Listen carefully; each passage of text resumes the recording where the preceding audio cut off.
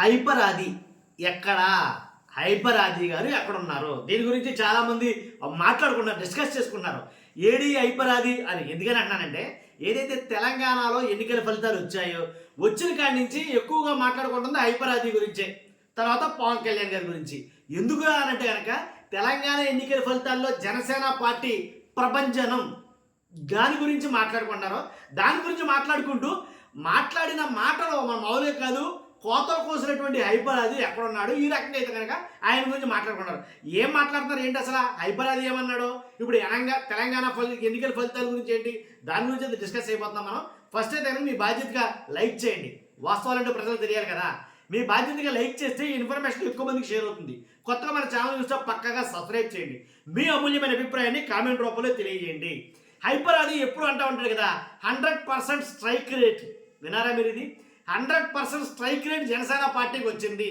21 స్థానాల్లో పోటీ చేస్తే 21 లేకపోతే 23 ఆ ఎన్ని స్థానాల్లో పోటీ చేస్తే అన్ని స్థానాలు లెక్కేసింది అనేది కనుక హైపర్ ఆది ఎక్కువగా మాట్లాడుతూ ఉంటాడు. ఇంకో మాట మాట్లాడతాడు హైపర్ ఆది. మాట్లాడే మాట, ఆయన మాట్లాడే మాటలు ఏంటంటే, ఏదైతే 11 నెంబర్ దీని మీద ఎంత వెటకారంగా మాట్లాడతాడంటే ఆయన చాలా వ్యంగ్యంగా, మన వాళ్ళు కాదు, సినిమా ఈవెంట్లో ఫంక్షన్లో కూడా అదే మాట్లాడతాడు ఏంటి, అలాగే స్టేజ్ల మీద కూడా అదే మాట్లాడతాడు, ఈవెంట్లో కూడా అదే మాట్లాడతాడు.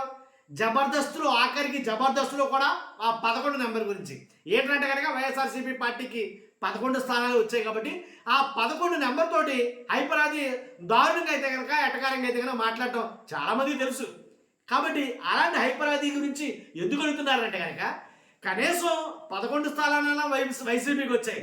కానీ జనసేనలో పోటీ చేసిన 336 స్థానాల్లో పోటీ చేస్తే, 336 ఆడ పోటీ చేసింది అంతే అనుకుంటా, 336 వార్డుల్లో వార్డు మెంబర్లు పోటీ చేస్తే జనసేన పార్టీ బీఫామ్ తోటి 336కి గాను ఒక్కటంటే ఒకటి మాత్రమే గెలిచారు.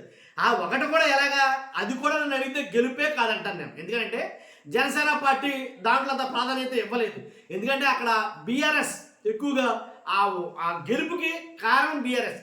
అది ఆయన మాటల్లోనే చెప్పారు. ఆయన చెప్పాడు, బీఆర్ఎస్ పార్టీ మాకు చాలా కృషి చేసింది, బీఆర్ఎస్ పార్టీ మాతో కలిసి ఉన్న వల్ల మేము నెగ్గాం అని అక్కడ అభ్యర్థులే చెప్తున్నారు.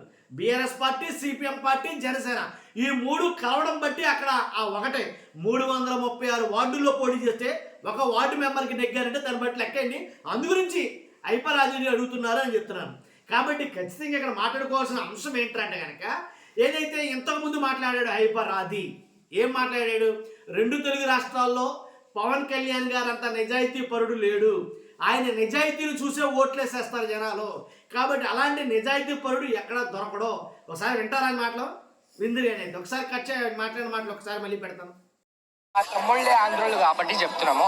తెలిసి తెలియక ఒక చిన్న తప్పు వల్ల మా దేవుడిని అదే మా తెలంగాణలో ఉండుంటే మాత్రం కొడాలి నాన్న అనిల పెళ్లి నాన్న ఇంకా గుద్దలు తెలంగాణకు రండి. కళ్యాణ్ బాబు కైట్ చూపిస్తాం, కళ్యాణ్ బాబు కైట్ చూపిస్తాం. రాష్ట్రాల్లో ఉన్న రాజకీయ నాయకులందరికీ ఒక్కటే ఛాలెంజ్, ఎవరైనా సరే ఏ రాజకీయ నాయకుడైనా వాళ్ళ గుండెల మీద చేసుకుని నేను పవన్ కళ్యాణ్ గారి కంటే నిజాయితీ పెళ్ళని ఎవరినైనా ఒక్కరిని చెప్పమను చూద్దాం ఒక్కసారి.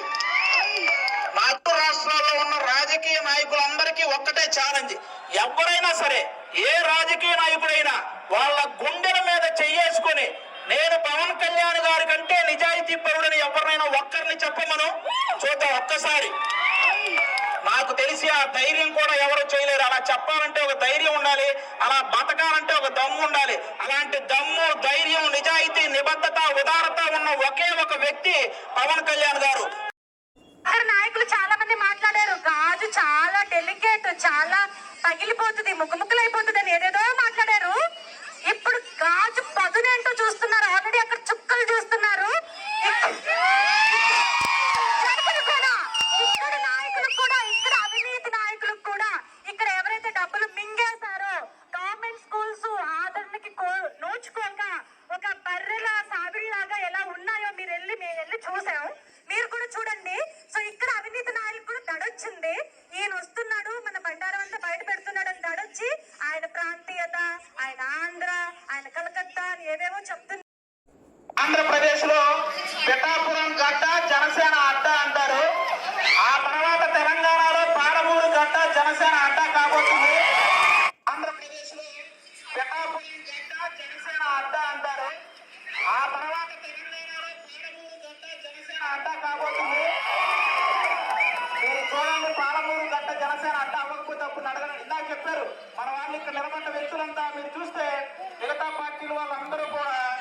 ఎక్కడ ఎవరికి సీట్ ఇచ్చినా ఎవరికి ఏది ఇచ్చినా సరే వారు ధనవంతులకు ఇస్తారు. కానీ ఇక్కడ మీరు గమనిస్తే ఒక ప్లంబర్ నుంచి ఈ రోజు ఒక అతను కార్పొరేటర్ వైసీపీకి 11 ఏంటి ఆ 11 నెంబర్ని ఎన్ని రకాలుగా వాడుంటాడో హైపరాది మాట్లాడినన్ని సార్లు ఆ 11 నెంబర్ గురించి 2 తెలుగు రాష్ట్రాలు ఎవరు మాట్లాడుంటారు. ఇది అసలు దాంట్లో ఎలాంటి డౌట్ లేదు. ఖచ్చితంగా మీరు రాసి పెట్టుకోవచ్చు ఈ మాట. ఆ నెంబర్ 11 గురించి హైపరాది మాట్లాడినన్ని సార్లు ఏ రాజకీయ పార్టీ నాయకుడు కావచ్చు ఎవరు మాట్లాడాల అంత వెచ్చలుడిగా అయితే మాట్లాడాడు దాని గురించి. కాబట్టేనేమో అది అంటే నేను వెళ్తే చాలు గెలిచేస్తాను అనుకుంటే రెండు. కానీ ఇప్పుడు ఒక పద్యం ఉంటుందండి, అనువు కాని చోట అధికులం అనరాదు, కొంచెం ఉండుటల్లా కొదువ కాదు. విన్నారుగా ఈ పద్యాన్ని. కాబట్టి వెళ్ళి అంటే ఏపీలో మేము ప్రచారం చేసాం జరిగింది, ఇక్కడ కూడా మేము ప్రచారం చేస్తే అయిపోద్ది అని అనుకునేది తెలియదు. కానీ ఏపీలో మీరు ప్రచారం చేసింది మీరు ఒకటే కాదు, మీతో పాటు 3 పార్టీలు కలిపి ప్రచారం చేశాయి. మీతో పాటు ఇంకో 2 పార్టీలు కలిపి ప్రచారం చేస్తే మొత్తం 3 పార్టీలు కలగలిపితే అది రిజల్ట్.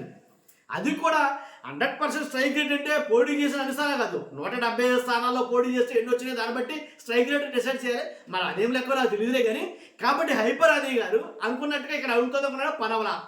అసలు జనాలు మొత్తం రివర్స్ గేరు. పైగా ఏమన్నా 200, 300, 1000, 1500 లేకపోతే 500, 600 వస్తే వేరే విధానంగా ఉంటాం.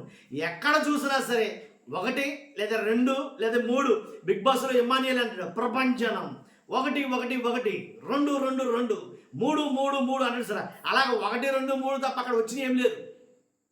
తెలంగాణ ఎన్నికల్లో వచ్చిన రిజల్ట్ ఇదే. కాబట్టి మరీ ఘోరం అనమాట. అసలు మామూలు కాదు. అసలు ఒక చోట అయితే ఒక అభ్యర్థికి పోటీ చేస్తే 2 ఓట్లు వచ్చినాయి. ఆ ఇంట్లో ఉన్న వాళ్ళేమో 6.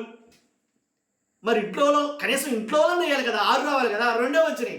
అదేంటిది నాకు 2 అప్పుడు మా ఇంట్లో 6 ఉన్నాం, మళ్ళీ రీకౌంటింగ్ పెట్టండి అంటే కదా, మళ్ళీ రీకౌంటింగ్ పెడితే కనీసం 2 ఒకటి పోయింది, 1 మిగిలింది. మరి కట్టుకున్న భార్య కూడా వేసింది వెళ్ళింది నాకు అర్థం కాదు.